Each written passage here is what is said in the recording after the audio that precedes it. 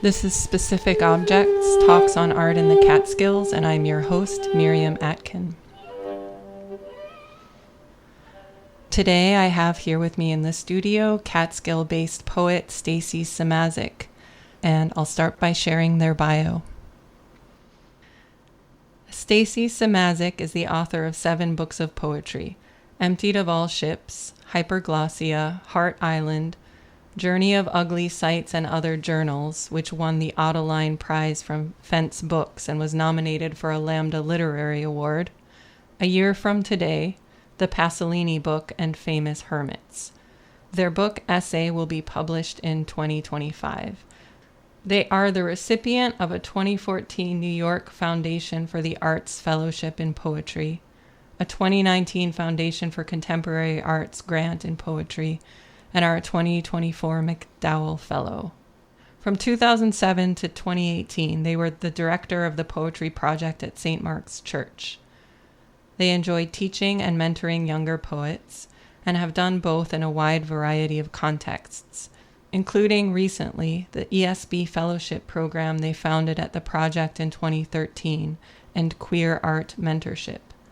They live in New York's Upper Hudson Valley on the sacred homelands of the Munsee and Mahicanioc people, who, due to forced removal, reside in northeast Wisconsin at the Stockbridge Munsee community. So we're going to begin with a reading from a series of poems that Stacy is working on currently. The series is called Essay, and each poem within it is titled Essay. A few of the poems appeared in a journal called Peripheries earlier this year, along with an author's note. And so, Stacy, I invite you to begin. Thank you, Miriam. Essay 6. The sun has been out for the past 3 days, and it has been cool enough to eat lunch outside. The air has been clear. Last weekend, we had 4 friends over to the house. Kind of an impromptu birthday party with people who happened to be in the area from the city. One friend brought the ice cream sandwiches we used to eat together the summer I left the city. We were all spread out on our sectional couch around a coffee table of snacks when it started to pour with thunder and lightning. We heard a distant thump and all ran to different windows. The dead junipers were still standing and the rainwater was rushing down the street. When the rain lightened, everyone returned to their rentals. In the morning, it was evident that the thump had been the sound of a neighbor's tree falling. They already had a crew chainsawing it into pieces. I put my shoes on for work and ignored the books in the front room, calling out for me, a rescue effort they perform often. But the best I can do is to touch them, move them from one meaningful stack to another, and practice powers of osmosis. I also touched the plants. The geranium flowered this week after 2 years of tending. I am so sweetly encouraged to exit the world of curses, though I have the marks of that system upon me, a body that screams of heaven and hell, with my animal protectors and pierced heart, my ailments that keep me present and teach utter refusal of war metaphor. Yesterday I read that the Atlantic Ocean current could collapse as early as 2025, and water temperature off the coast of Florida has reached 101.1. At work, we made the decision that the fundraiser should not reference fire. My colleague's voice from across the divider said, "Sinead O'Connor died." I asked her to repeat what she just said, such was the shock. The internet instantly assimilated the news with suggested search questions such as, how old was Sinead O'Connor when she died? But I knew. I received a message that my favorite cow, Donna, was in labor.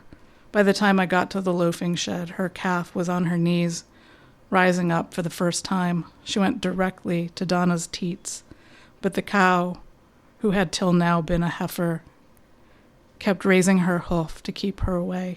Most calves don't know what to do so instantly. I left the unfolding drama to go home, blasting The Lion and the Cobra on the drive, with my leg against the door. O'Connor said the only careers she ruined after tearing up a photo of the Pope on live TV were those of record company dudes. It meant I had to make my living playing live, and I am born for live performance. She relieves me of a feeling of vengeance no punishment could touch, her connection to her own practice, and the kind of confidence that rose from it. She only regretted that people treated her like shit, for not bowing to the hierarchy that even people making a satire show, even a crowd at a Dylan concert, bowed to. I've seen poets punish other poets for confidence that hasn't been properly bestowed by some system not properly obeyed. If you don't act needy, you will be punished in a way that lives on in extra-personal vibes. Days have passed and the cow's calf will be raised by a nurse mom. Donna, mother to Donut, will be raised by Nickel. An apprentice told me it's because Donna is stubborn and a loner. One of the farmers told me it's because she's docile and new to the herd, trying to find her place in the social order, and to ask her to also do the work of protecting her calf is too much. She is Braunvay and Jersey, Brown Swiss, Cross, daughter of Dolly, highest milk producer in the herd. Her coat is entirely white. People call her our unicorn. She had been living on an off-farm pasture and was brought back to integrate into the herd and have her first calf. There was excitement that she was back. The first time I saw Donna, I thought her all-white coat was a trick of sunlight. Days passed and cooler, drier weather came, making a series of perfect days. My drive to work this morning was delayed, possibly due to an aggressive falcon attacking pedestrians on the bridge. The young man in the car behind me was rocking out to music as I texted with my partner, who said it's too depressing to Google Hudson Valley bridges. It could also be a wounded duck creating such a prolonged standstill. I took extra enjoyment doing 55 on the dipped road through the cornfield, taking the curves a bit too fast. I had been feeling my mean streak thicken and felt less free. Driving alone through a field burned it up, along with my true age, disease, and debt. My parents were just people assigned to keep this dog alive till the dog became human and able to work. The grandest conundrum of my life, from cleaning a suburban family's house to this day, the chaotic middle of an excess of caring thinned out like the tail of a shooting star. I went away. I went to my parents, wherein time stands still. I lurked in their basement, rummaging through familiar things, and thought about stealing one of my dad's hats. My partner told me I don't need to steal things from their house to feel close to them, so I put it back. But not before my dad saw me and asked, "Are you stealing my hat?"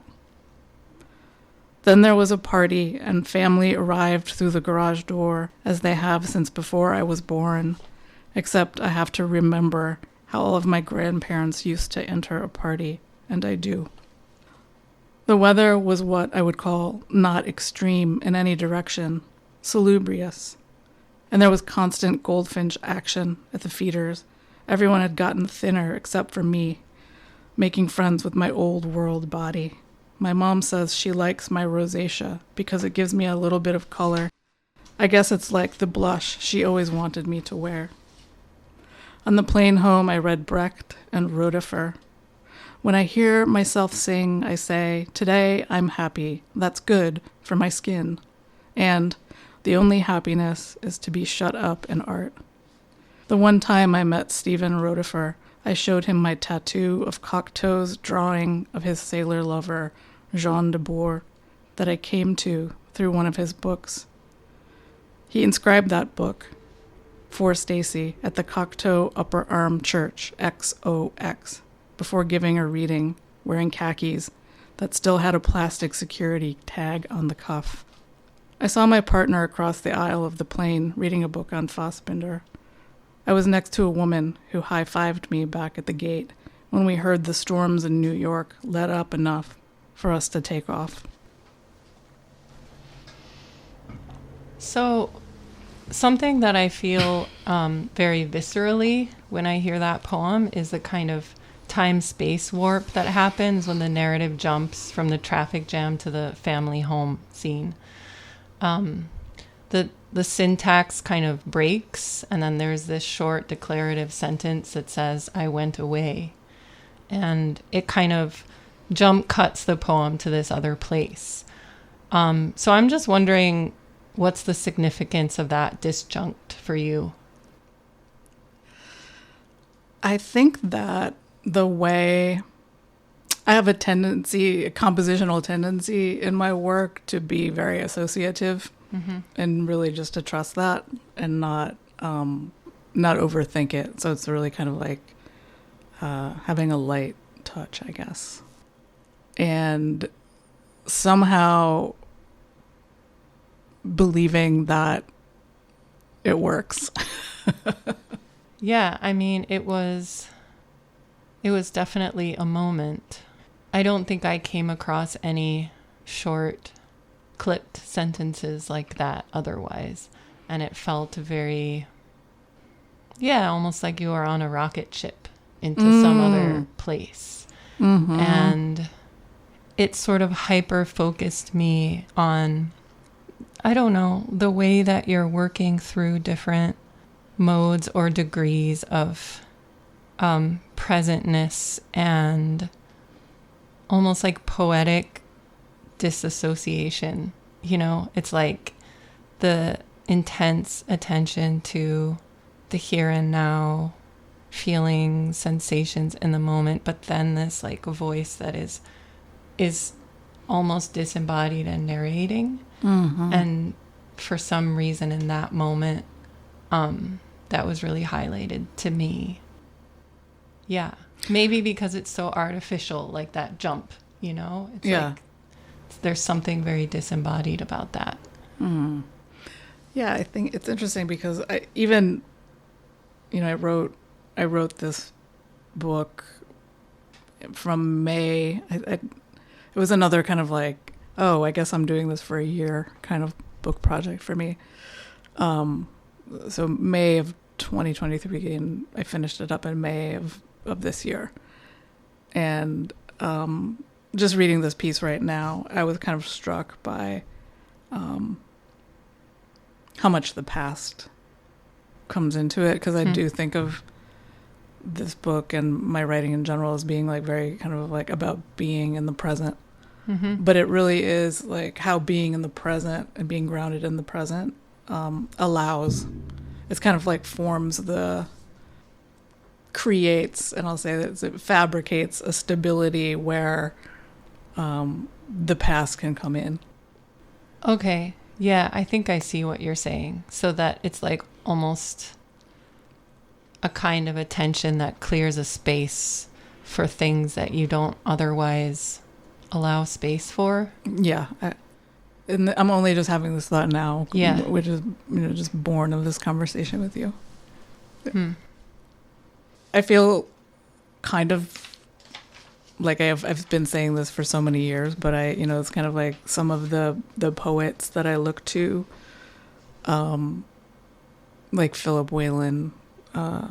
For me, I can't ever not think about his description of writing poetry as like a nerve movie is one way he described it, I believe, and a picture of the mind moving. And so the mind, as we all know, if you pay attention to the way that our minds work, it is never in a linear fashion, and there's a lot of clips, breaks. So I guess I'm trying to kind of like create a space for all time. Yeah. And I can do that best by rooting myself in the workaday. Yeah. And I think that's why I write about work so much, because it's a fact of life or a fact of my life and most people's lives, that we all need to do something that we don't necessarily want to be doing for a lot of hours of the week. Right. And yeah, just to, again, sort of point to that moment where there's this warp into this other place. And the speaker is going to see the family, and it comes right after this account of the calf being born. And so that makes me think about how these poems are contemplating the idea of lineage in many different ways. And to me, there's something that feels kind of out of reach or lost when it comes to that connection with blood lineage. And so I was wondering, to you, are these poems somehow a project of recovering connection? I would say big time, yeah. And I love that way of saying it. I think maybe before I say anything else, I just realized that these poems are going to make a lot more sense if I say, you know, I actually work on a organic dairy farm. as a you know, it's a nonprofit, and I write grants and I'm a fundraiser. So that is the context of this book, the entire book. Yeah, you know, my partner, you know, as I kind of like prepare the book for publication, and my partner has encouraged me to think about like what I want to say about it. And, you know, she said, you know, it's a book of friendship. And my first thought was like, yes, it's a book of friendship about me and some cows. But as I'm kind of rereading the poems, I'm like, well, there is actually a lot of human friendship and human connection, but it's kind of like maybe again, the friendship with cows allows me to think about maybe some of the more, well, I was going to say more painful or more complicated relationships with humans, but my friendship with cows is also very highly emotional and highly complex, and so it's just different, and they both exist in the book side by side, and like one helps the other and vice versa. Yeah, I wonder if that kind of connection, being wordless, is especially meaningful to somebody who works with words. Or, I don't know, this is what I think about when I'm hanging out with my cat. It's like all of these things that are transpiring between us without the use of words. Yeah. Yeah, I mean, and I think so many people have, you know, have animals that they live with, and cows are, you know, of course domesticated, but we don't really live with cows. So, and, you know, I have had dogs in my life, and I kind of like understand dog language. But working on this farm, I was like, oh, cow language, I'm not so sure. So it's been a really interesting process of getting to know each cow's personality and like what, you know, what means what. And sometimes it's really you know, it changes from week to week. Yeah, and also like watching them in the context of agriculture where fertility is so much in the foreground. Yeah. And so, yeah, I was really struck by that. Right. That move from the cow giving birth to then it's like I went away to the family. Yeah. And I will say that, you know, I rolled up to the dairy farm looking for a job and really not knowing that much about the dairy business and like the role of fertility and how, you know, it's like it's all about cows being pregnant because that's where milk, that's where dairy comes from, is you know, this cycle of cows getting pregnant, having calves, and within that, cows, you know, get sent to slaughter, not as frequently as in a beef herd, but you know, cows do get sent to slaughter. So it was really shocking to me. And so the story of my friendship, the central story of my friendship with Donna, is like realizing that I had befriended this cow who ended up being seen as a horrible dairy cow and got shipped, which is the euphemism for sent to slaughter. And like the shock of that, and then, you know, kind of just like being in the complexity of what actions I wanted to take, you know, and, you know, it did inspire some action. Like I stopped eating cows. But I kind of, for the most, I still have the job and work at the farm. And just kind of, instead of being judgmental or you know, being in some kind of heightened state of protest, I've gone the route of kind of being in the complexity of that situation, and my, you know, like what, I don't know, it's hard to be articulate about, but basically it's just like how can I ethically, you know, what are my ethics around this, and like how do I want to change, and like I don't know, I can honestly sit here today and say, like, I don't know how this is going to end up. You know, yeah, I'm not sure quite how I feel. And you know, I think the writing is showing, is kind of reflecting that, you know, my grappling.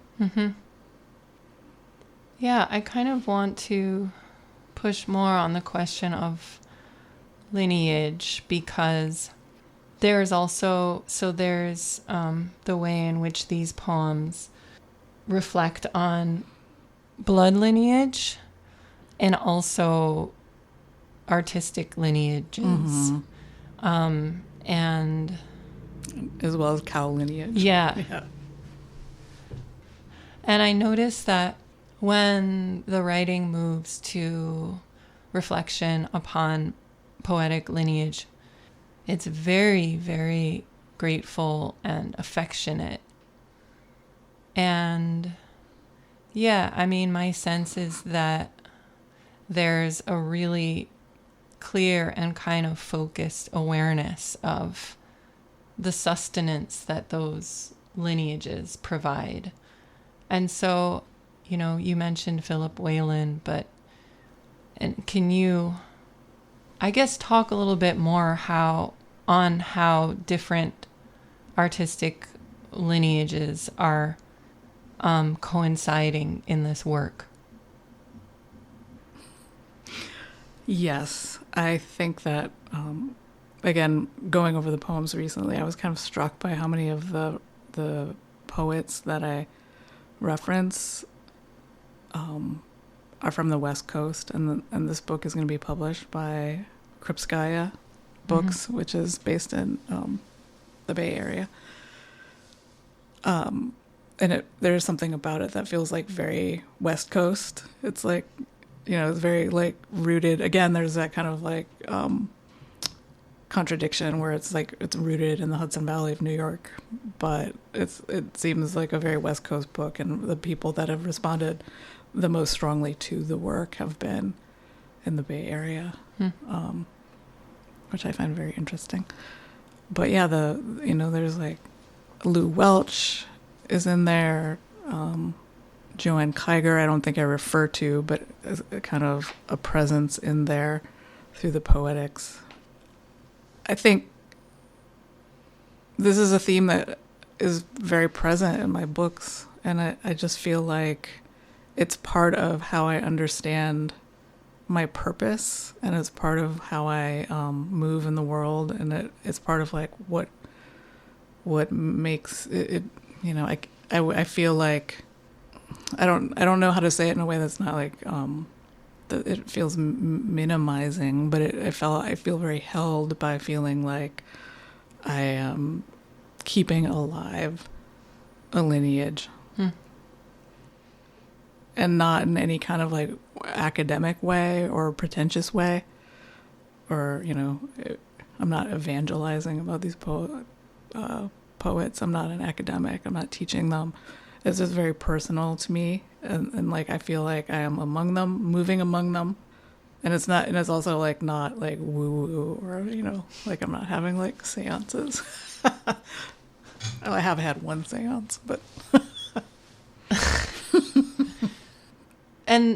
But those connections for you, my sense is that they are very personal in that they're based in real life friendships and interactions for the most part. I mean, I know, like, just thinking about your work at the Poetry Project, it's like they're people who were in your life to varying degrees.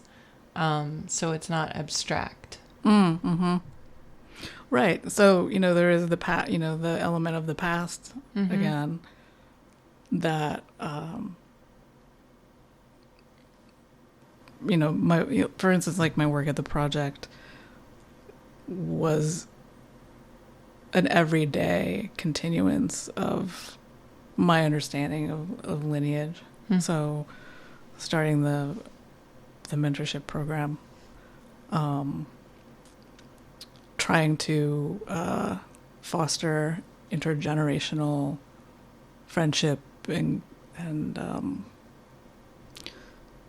conviviality at the very least through the readings and the programming. I mean, I feel like it is an ethic of just being capacious. Yeah. And I see that as also an alternative or a mode of cultural transmission that is an alternative to academia. Just those intergenerational friendships. Yeah, so even keeping alive that possibility. I mean, I feel like something that your writing and your work in general is doing is keeping alive that possibility, because the possibility seems to be, it is being replaced by, whatever. I am not interested in talking about, like, alienation in our digital whatever, but for whatever reason, it's like something that needs to be actively sustained. And I just feel like giving you a shout out at this moment, because it occurs to me, I'm like, oh well, you were, I think, in the first cohort of ESB, or one of the first.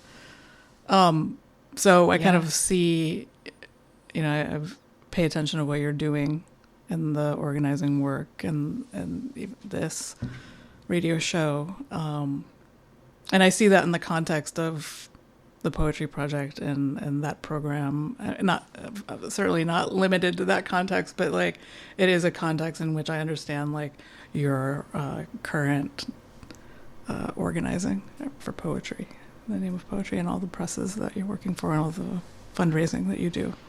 Yeah, definitely. It's very gratifying for me. I mean, it was like, it felt like a way of honoring and making more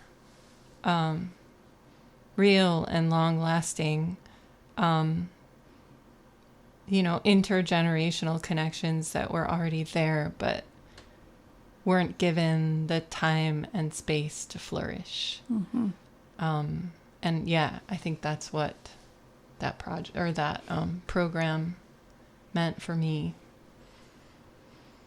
If you're just tuning in, this is Specific Objects, Talks on Art in the Catskills, and I'm your host, Miriam Atkin. Here in the studio with me today is Catskill-based poet Stacy Szymaszek.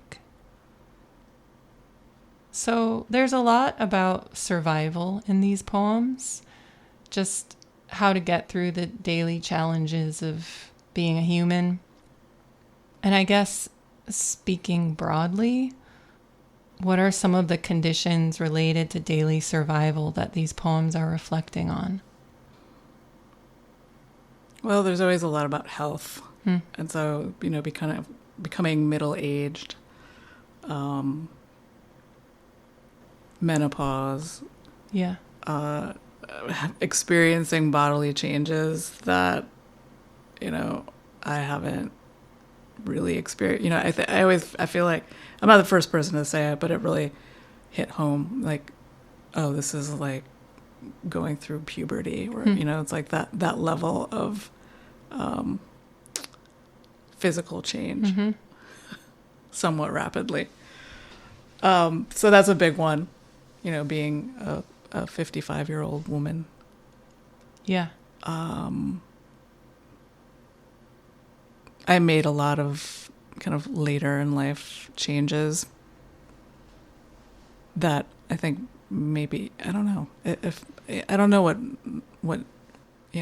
normal is, and I think that's part of, what I explore in this book too, is like I have a family who, thinks the way I live is pretty strange. And so like the fact that I would like leave the poetry project in 2018 with no job prospects. Yeah. Just take a giant leap of faith. And I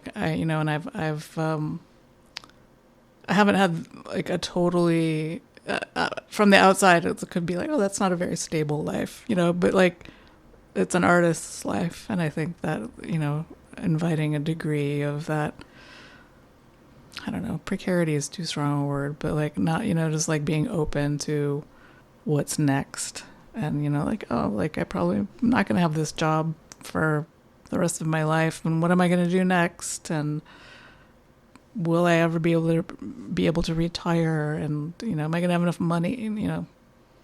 So those kinds of concerns. And that, how do I have enough energy and will and fortitude to kind of like keep on being a poet when it just seems like it gets harder and harder. I think now socially it's harder to be a poet now than I've ever experienced in my lifetime. Yeah, I want to ask about that. I also want to ask, in what you just said, I heard two things. And one is that, well, I heard one thing, and that's that poetry may make survival more difficult. And then the other side of it is that it's a means of survival. There you go. So if I'm being perfectly clear. Yeah. You got it.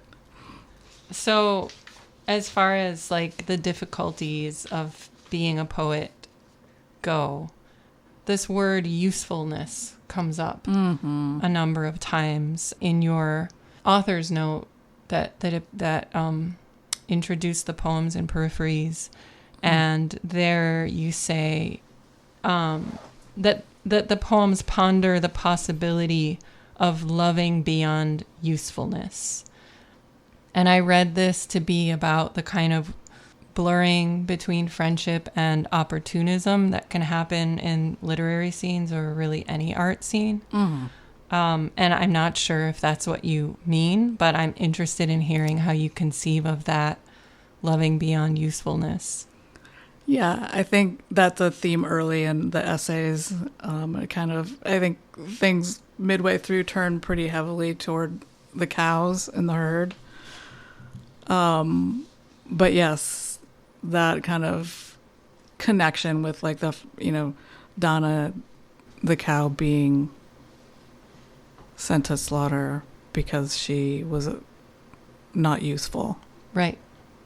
And I think that's, I connected with that. And I definitely, that is what I meant. I think, no, I don't think I know.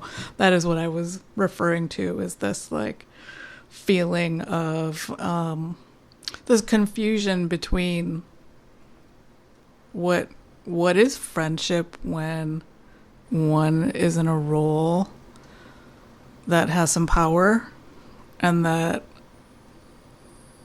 I got to make a lot of decisions that were important to people. And so, I think, I'm not here to like trash everybody I knew while I was directing the poetry project for 11 years, or to say that all of those friendships were fake. But I think that it was remarkable when I left, how much I realized how much that job structured everything in my life. Everything. And so when that structure wasn't there, it was shocking. And a lot of things changed. And a lot of people just weren't there anymore. And that, I wasn't there literally. But a lot of things just kind of evaporated. Yeah, I mean, something about networks of friendship structured by usefulness, that's still present even when there's not a clear, when like you're not in a relationship of power. I think I was just thinking about creative scenes in which, we're creators and critics and readers of each other's work, and sometimes publishers, or, if it's in the visual arts, exhibitors. And for me, growing up in Buffalo, so I have this background of like the smaller city art scene where everyone, it's almost like you make each other viable because you are each other's audience. And that is also a kind of exchange of usefulness. But yeah, it's not negative. I mean, it could be seen that way or experienced that way or spiral into something that is exploitative. But yeah, I mean, I was just grateful that the poems allowed me this meditation on those kinds of friendships. Yeah. And I was really interested in the title of the series, which I know, again, from your author's note, it's in conversation with two other poems called Essay, one by Stephanie Young and one by Bernadette Mayer. And both of those poems are about lost time in some sense, or the feeling of having missed the chance to do something. I guess I was wondering if you could speak on that a little bit, or just talk about the word essay as a title. What is your relationship to that, or what is your relationship to the essay as form? I think that I really like essays. Well, I mean, I like the word essay used as like an exploration. What I think the definition is to attempt. So that on top of, having this kind of aha moment with Bernadette's poem, and then discovering that Stephanie had done an essay based on Bernadette's poem. So, working on a farm and reading Bernadette's line, I guess it's too late to start farming. And it's very incantatory. I guess it's too late to live on a farm. I mean, these aren't direct quotes. I'm just riffing from memory, and it's just like, I guess we'll never be farmers. And I was like, it really kind of struck a chord with me, because I'm working on a farm, not in a farming context, but kind of I met somebody recently who was like, "Oh, you're a farm whore." Can I say that? Yeah, I think so. That's not one of the words. I don't think so. Or a farm slut? Can I say slut? I think so. I think both of them are. I'm both a whore and a slut. It's kind of a weird role to occupy. Oh my God, it's totally made me lose my train of thought. Just about the word essay and the two other essay poems. Yes. And then, so I think those two poems, and then at the same time I had picked up John Cage's diary, How to Change the World. Or how to make, I can't remember, How to Change the World, and then there's like, You'll Only Make It Worse, or something like that. And, his formal, it's very, very kind of written in the center of the page, just his kind of like crazy, it's color coded. I was very, very influenced by that kind of form. And I'm interested in essays, and I want to say things. I like ideas, and I like that kind of like, but I'm not, I don't feel like I have in an essay, I feel like, it's like I don't have anything that I feel like I can definitively say, so it's like I'm kind of like playing with this idea that like I have an essay, I'm going to write an essay because I have something important to say. And I mean, I have important things to say as a poet. I know I'm not being totally clear here, but I guess I wanted an experimental, I was like, what if I wrote an experimental essay? So there, for those listening, there's only a very spare amount of periods in these poems. There's not a lot of punctuation. And they are very rangy, kind of swerving in a zigzag across the page. I'm just not very interested in writing a standard sentence, but I love the poetic line. And I love the breath. So I composed through visual cues as well as the line is kind of like a building block. And I think poetry is like a really good form for this kind of, I don't know if you call it discursive, but just very kind of associative, obsessed with time. These are the things that are continually important, have been important to me. So I'm just interested in new forms. That's one of the things I love about poetry is I don't ever have to write in the same form. Yeah. So I wanted to escape sentences and paragraphs. Yeah, the fact that you're thinking about them is present in these poems too, because you really feel like the way that the lines are enjammed, and so you have the kind of pacing or the suggestion of a new sentence beginning, but no indicator that something has ended and something has begun. Sometimes there will be an end-stopped line with a period at the end, but it's like just a couple per page or something like that.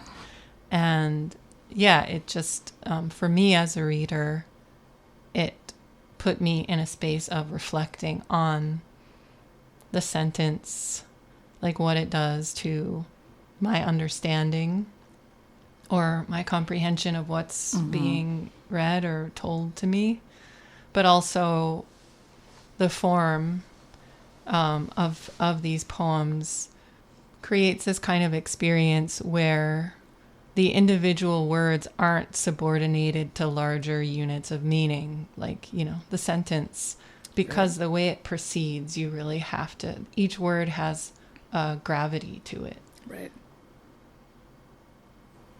Yeah, and that is extremely important to me, and that needs to be an element in my writing.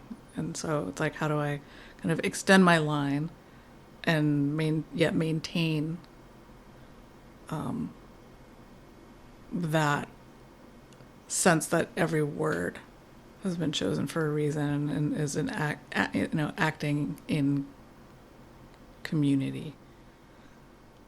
Yeah, like rather than the words are just vehicles to get to to reach an objective. Yeah. And so, yeah, I'm thinking about usefulness again, and like the essay as the useful genre and the poem as the genre that about which students always say, what's the point of this? Right. Right. So it's like, I guess what I'm saying with poetry is both useless and useful.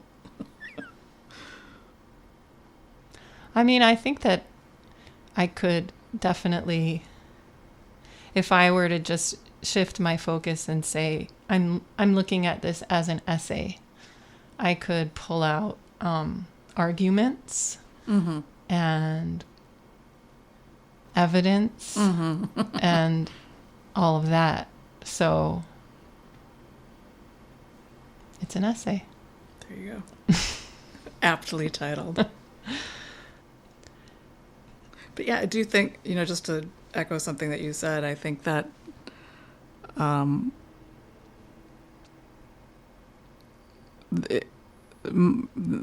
of the other things I love about poetry is kind of that sense of like conducting.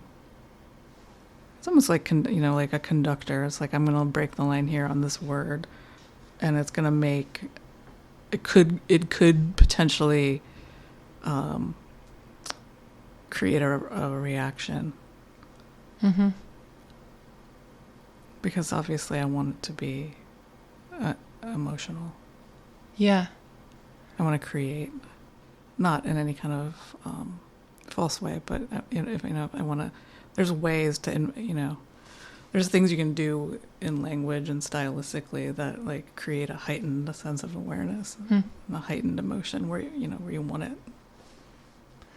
Is that musical to some degree? And I'm asking that just thinking about the reference to Sinead O'Connor in the poem and other musical influences that come in.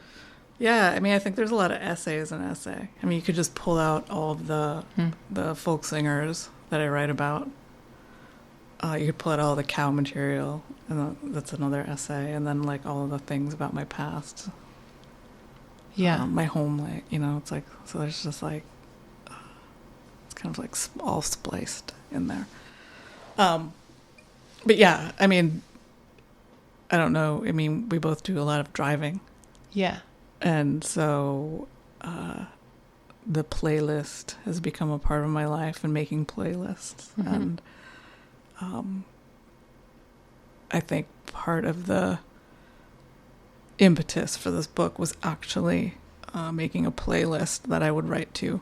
And so particularly in the first half of the book, there's a lot of writing about Karen Dalton and Connie Converse and these kind of women who maybe there's a bit of a renaissance now about them or around them, but they were people who made music and had a really hard time with the business, and died not really knowing success and not having a lot of money.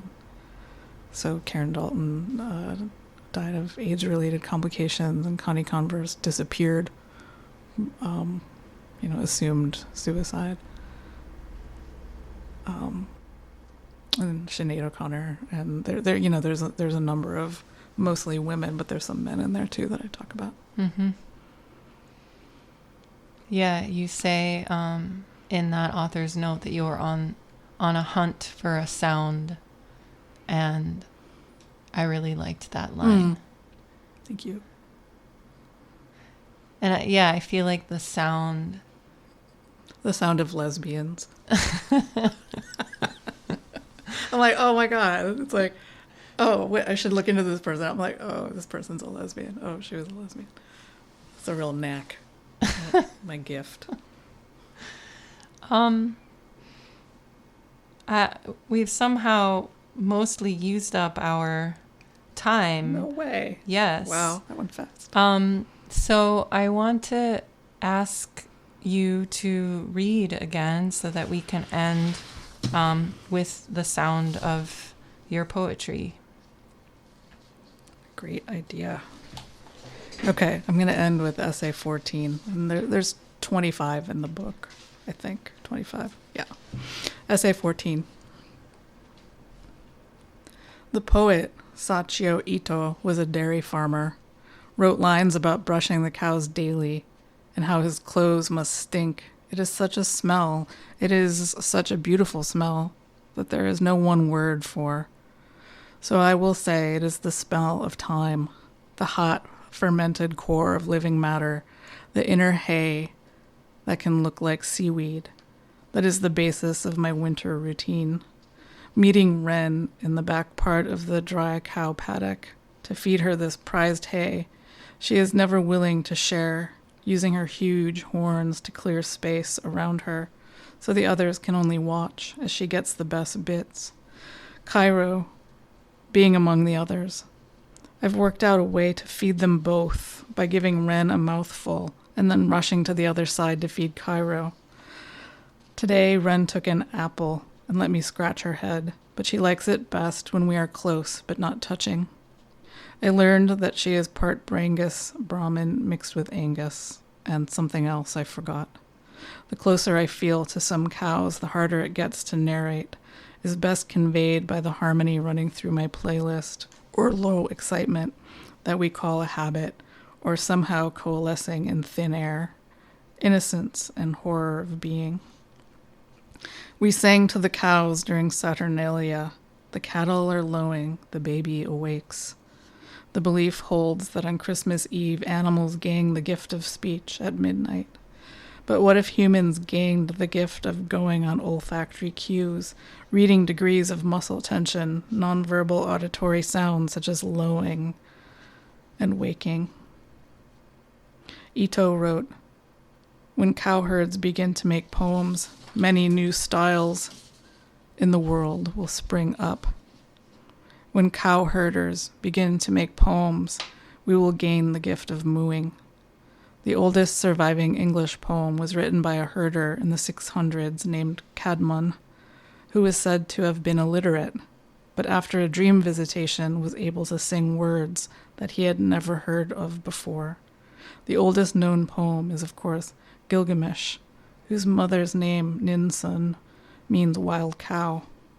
She helped her son interpret his dreams. In the story of Ferdinand, the bull grew up to become entirely himself. The real-life gentle civilón, large civilian, a colloquial slur Spanish soldiers used for ordinary citizens, was granted a rare pardon after a bullfight. But before he could make it back to his pasture and the farmer's daughter who loved him, Franco's militiamen butchered him and ate him before the resistance could drive them away. In December, a young longhorn steer, they say escaped a slaughterhouse in Newark, ended up on New Jersey transit tracks, causing long delays. He was rescued by Sanctuary and is recovering from an infection. They named him Ricardo, after a helpful police officer. I just watched a video of him eating apples with his IV and balls of tape on the tips of his horns. He is sweet and calm with a chestnut coat. As always, with feel-good local news, one can always sense the hand of management. The bull at the farm I work at is named Luke. His mating bellow interrupts our meetings and keeps the apprentices living next to the shed up at night. During lunch last week, my colleague and I witnessed Luke mate with a cow. An apprentice came up and asked, "Was he successful?" "If it takes 4 seconds, I think so." The pair gently clacked their horns. He continued to follow her, inhaling her estrus, his lips curled and nostrils partly closed. I learned that this is called the Flemin response. In the chaos of mating, I still kept up the effort to comb Donut, whose long winter coat has been patchy due to a winter's lack of vitamin D. The hierarchy kicked into high formal, the rhythmic body sweep of the feeding stalls, such that Donut and I had to re-find each other every few minutes. To close this show, I just wanted to ask about what you have coming up. Any readings or publications that you want to mention? No readings at the moment, but the book essay will be published by Krupskaya Books in 2025 at some point. Great. And where can we learn more about your work? I have a website at stacyszymaszek.org. Well, Stacy, it was a pleasure to talk with you, and thanks so much for doing this. Thank you so much for your thoughtful questions.